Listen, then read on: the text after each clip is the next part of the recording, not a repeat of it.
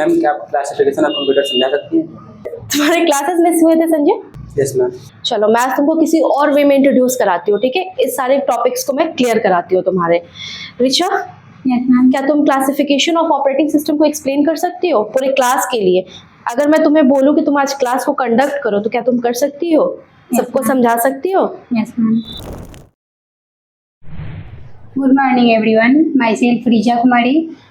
Thank you ma'am for giving me this opportunity to conduct today class. Today my topic is classification of operating system. Operating system. Operating system is a collection or set of program which manage all the resources of computer system.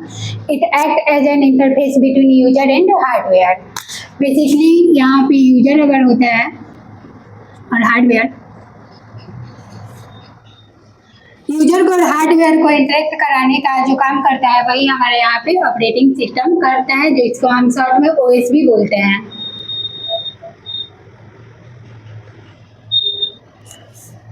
अब मैं बात करने वाली हूँ classification of operating system.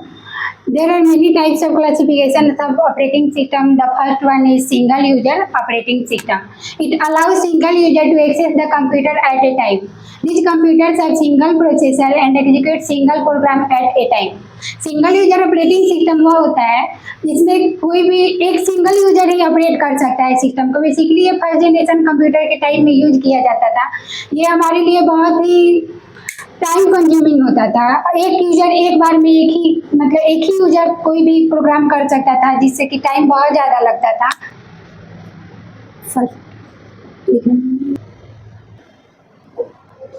Single user operating system के पास single processor होता था। इसका एग्जांपल MS-DOS हो सकता है। Next, multi user operating system. It allow multiple user to access the computer at a time. Multi user operating system single user से थोड़ा सा इनहेंस हुआ, तो मल्टी यूजर इसमें मल्टीपल यूजर वर्क कर सकते थे एक टाइम पे। Third, batch operating system.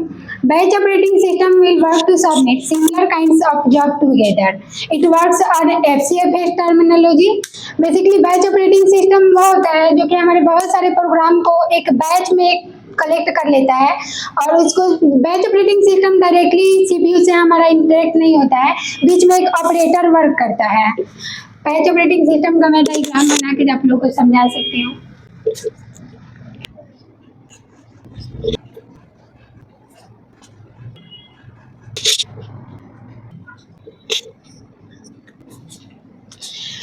यहाँ पे हमारे बहुत सारे टास्क हैं जो कि एक ऑपरेटर से कनेक्ट हुए हैं। यहाँ हमारे जॉब 1 और जॉब 2 का एक बैच बना है और जॉब 3 और जॉब 4 का एक बैच बना है।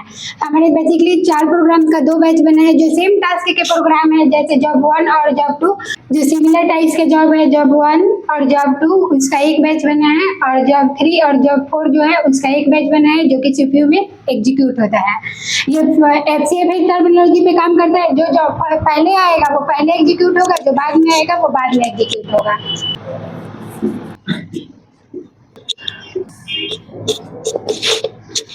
Fourth, distributed operating system. When many computers are interconnected through the network for the purpose of sharing their tasks, then it is called distributed operating system. Distributed operating system वो होता है जिसमें बहुत सारे जॉब वर्क नेटवर्क के through connect होते हैं। बहुत सारे जॉब नेटवर्क से कनेक्ट होते हैं, जस्ट लाइक क्लाइंट की तरह। इसमें अगर नेटवर्क हमारा फेल हो जाता है तब तो पूरा ये सिस्टम ही फेल हो जाएगा, लेकिन अगर एक जॉब हमारा वर्क नहीं करता तो इसका लोड दूसरा जॉब उठा सकता है।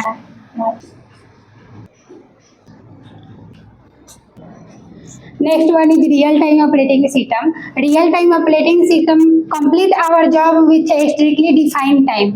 Otherwise job loses its meaning. अगर real-time operating system में हम कोई भी वर्क करते हैं और टाइम का बहुत ही ज़्यादा इसमें महत्व होता है, अगर 1 सेकेंड भी लेट होता है तो जॉब का फिर कोई मायने नहीं रह जाएगा। जैसे कि हम कोई मिसाइल लॉन्च कर रहे हैं, अगर उसमें टाइम थोड़ा सा भी लेट इधर उधर नहीं हो सकता। 1 सेकेंड भी लेट हुआ तो बहुत ज़्यादा वो, अगर हम मिसाइल कहीं दूसरे जगह लॉन्च करना चाहते हैं और दूसरे जगह लॉन्च हो जाएगा तो फिर दिक्कत हो जाएगा। रियल टाइम ऑपरेटिंग सिस्टम 2 तरह के होता है, सब hard real time, soft real time. I hope कि आप लोगों को समझ में आ गया होगा।